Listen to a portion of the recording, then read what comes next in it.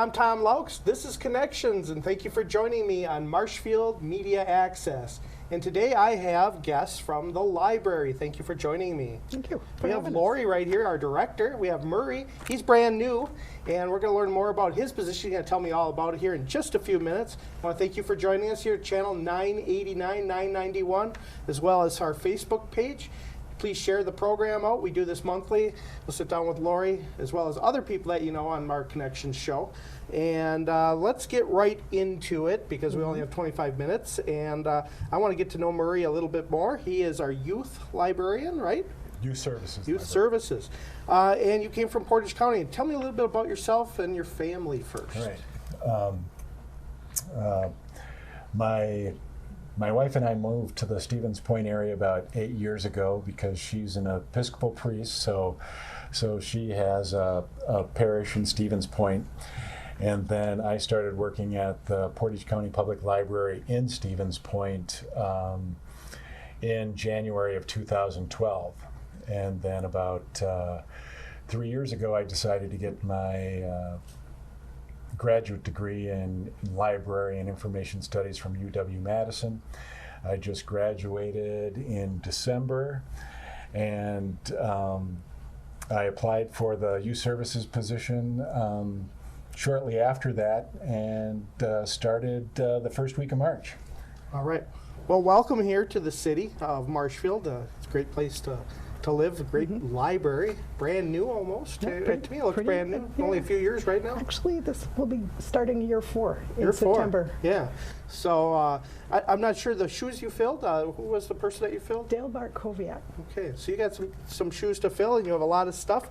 And anything else that you want to share about yourself, what you may plan to do as your position in the library, and then we can talk about some of these events that are happening, which people like to know about what's happening at the library. Okay. Well, the Youth Services Department, the focus is pretty much on children's programming. You know, we do story times. Like during the school year, we do 2 to 3 story times a week.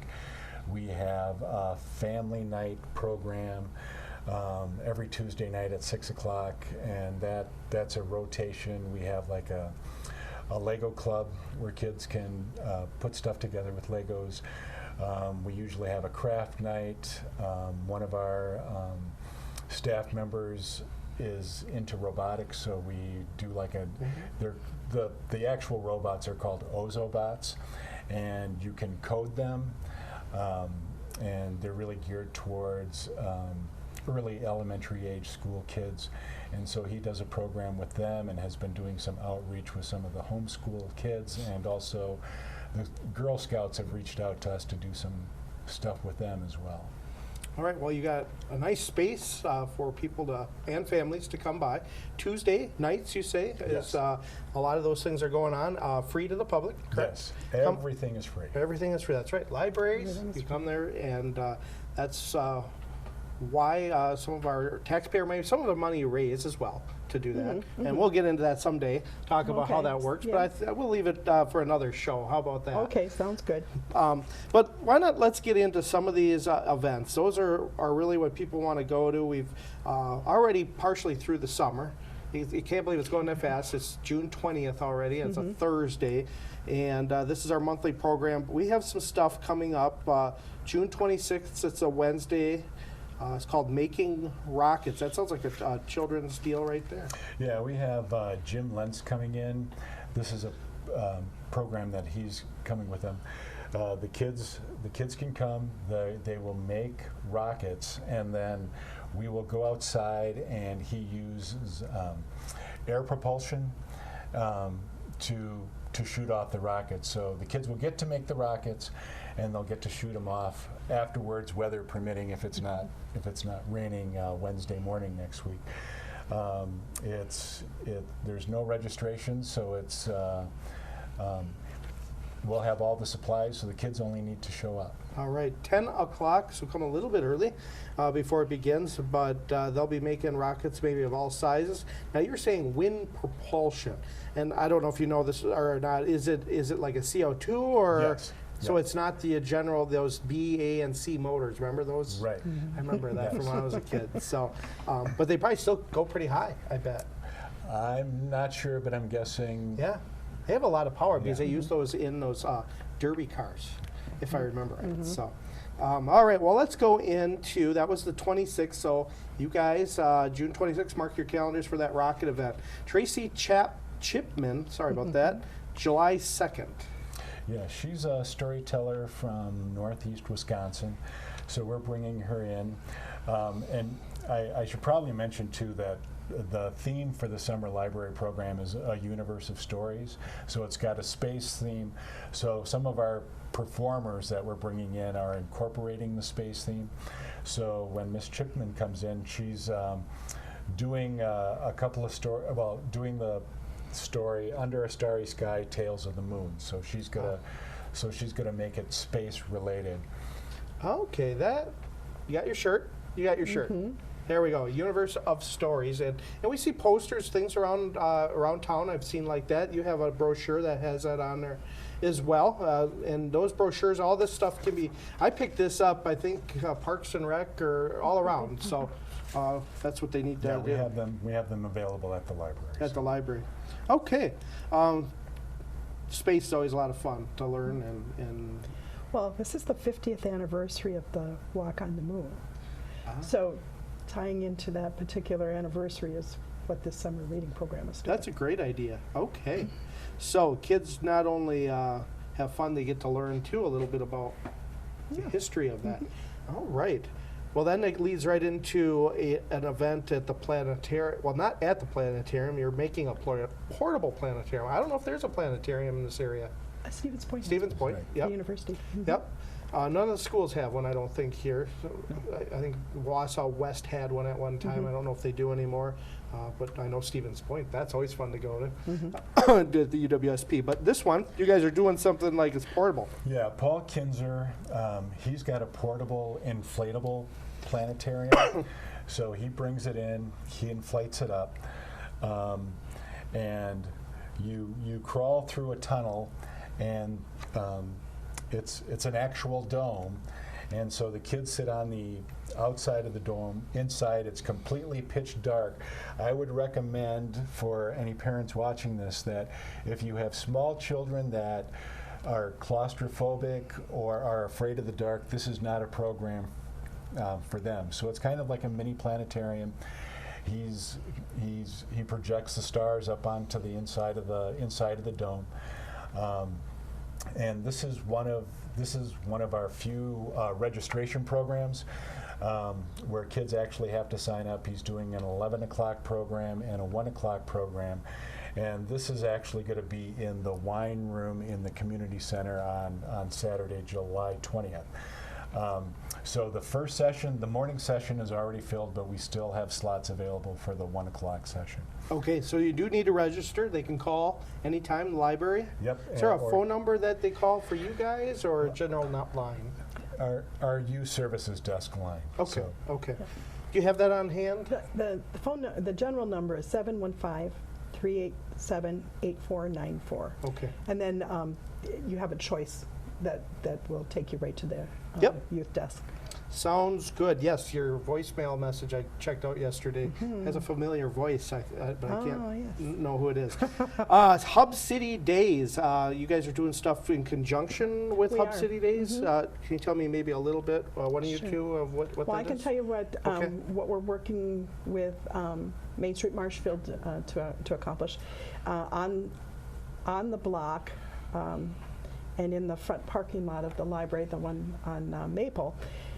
That will all be converted into a family zone. So there'll be bounce houses, and there'll be, I believe, the 3-on-3 basketball is going to be in that area, okay. and then the Friends of the Library will be selling hot dogs, lemonade, great big pickles, and some chips. So it's the idea there is not really a fundraiser, but more as a service to the families.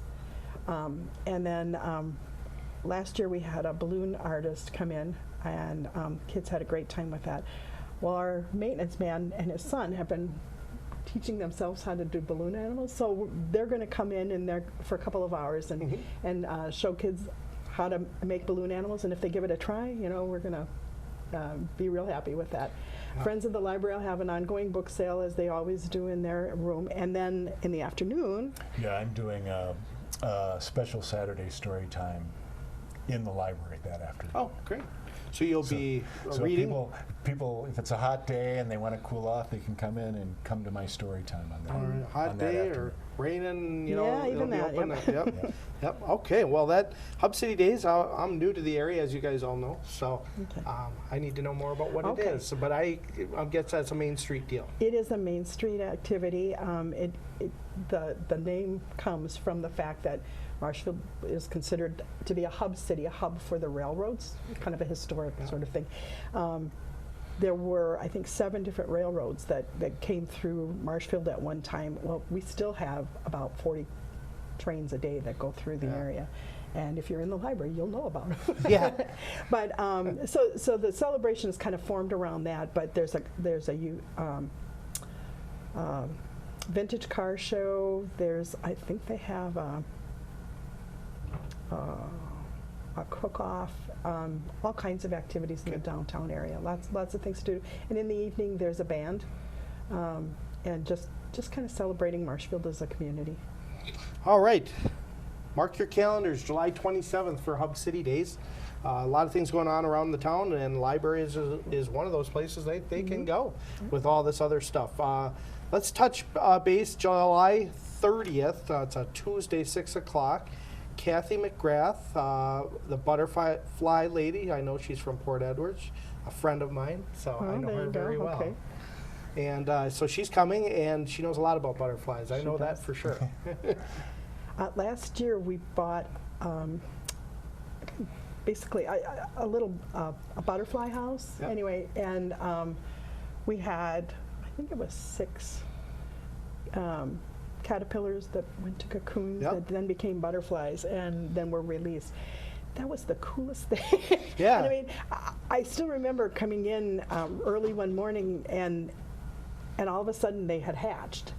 And it was just, it's magic. It's still magic. I mean, just to see that happen is really something special. Definitely, the chrysalids are really cool. Yeah, she knows her stuff. She used to be a kindergarten teacher, and that's how I met her. So we'll have to see if I can go to it. Oh, you sure that'd be can. neat to get some video of footage. that on Yep. the 2nd if possible. Otherwise, mark your calendars. Again, she'll talk about butterflies. All kids love butterflies, don't they? They catch them, can't go wrong. Yeah, they're beautiful. Yep, and monarchs are her main piece. I know that. So, all right, that leads us into, we'll talk more about space again, the Deke Slayton Museum. Yes, the Deke Slayton Museum is in Sparta, Wisconsin, and they do a lot of school tours. And we reached out to them, and they are actually going to do this. We're going to be their beta test for doing a program actually outside of the museum. So they're going to be bringing some of their interactive stuff that kids can use, and then we're actually going to borrow a watering trough from the co-op, and the kids will have to practice how to put something together underwater, inside the trough. The kids won't get inside the trough; they'll be outside the trough. But it's supposed to kind of simulate. Well, that's the plan anyway, right? Yeah, it's supposed to simulate. It's supposed to simulate what it's like to work in space. So there'll be some hands-on things. And if a lot of people don't know about Deke Slayton was originally part of the NASA program. He was supposed to be a Mercury astronaut, but he had a heart condition, so he ended up being part of mission control and working with the astronauts that way. But then finally his heart condition improved, and he was one of the last Apollo astronauts. In the mid-'70s, the last Apollo rocket went up as part of the Apollo-Soyuz mission with the Soviet Union. So he didn't get to go to the moon, but he did finally get to go up into space. That's pretty neat. big Saturn moon rocket. Yeah. That's got a lot of power. It'd be fun to go into, Yeah. but I don't know if I'd do it. But he's coming here. Not him, excuse not me. him. Yeah, that would be kind of neat, wouldn't it? But he's passed away. Yes. So, but they're memorabilia. going to do a little presentation on him, just because he grew up on a farm outside of Sparta, but we'll have some hands-on space activities for the kids to do, because the Deke Slayton Museum actually does a space camp a couple of weeks in June, so they're going to do kind of a mini version of that for us. Okay. Summer library program. It's a space carnival. I don't know if you've had this before. It's on a Friday at the 16th, but it's right at noon. So, activities all around the library. That's just going to be. We're going to try to do it outside, weather permitting. If not, it'll be in the community center. But we're going to have a lot of activities, and probably replicating some of the things that we've done throughout the summer during this carnival, where we're actually going to try to attempt to get some kind of a performer. We don't have anybody scheduled at this time, but it'll be a summer program wrap up for us. All right. Well, mark your calendars on August 16th again for that date. Lori, you have a bunch of things. Did I miss some stuff here? No, I bet I well, did. yeah, this is all focused on our youth. Yeah, we're on And the then we youth. You have a whole we have bunch some of things stuff. for But we have adults here. a little bit of time. I don't want to Yeah. miss it. If we Sure. can go through We can kind do of a couple quickly, of them. do a couple of them. And they can always get these on your website Absolutely, and checking through our Facebook page as and well. Facebook. And pretty easy to just Google Marshfield Public Library, Everett Roehl. You got and boom, it's right up there, and you can search it. You're getting a new website down the road too, I think. We're working on it. If I could Yeah. highlight kind of because we've been talking about a lot of performers who are coming to the program and our story times and our Tuesday night family night. But we have, and I don't know what camera I should show this to. Yeah, that's Straight ahead. fine. Right here is great. This is our summer reading challenge booklet. It's an 8-week reading incentive program. In years past, it's been a complete reading minutes type program, but this year we've mixed in some other things where kids don't have to completely do reading if they don't want to. That's an option for them if they want, but there's different challenges in here. There's some space-themed related challenges if they attend a library program. But all they have to do is come to the library to register for this, and this is from June 10th to August 3rd. And there's some reading incentives. If they complete certain challenges, they'll be given some coupons. If they complete the whole 8-week program, they'll get a free book at the end of the program. Okay. Well, there's plenty of time yet, even though June 10th has passed. Sure. It goes all the way to August 3rd. Yes. So lots of incentives. Just stop in the library and Yep. get And the set real up. purpose behind the summer library program is to encourage kids to read throughout the summer so that they don't lose the skills that they've worked so hard during the school year to attain. Because reading, like any other skill, is if you don't use it, you lose it. And we're trying to keep that Yep. strong. All of those skills. You don't use it, you lose it. Riding a bike.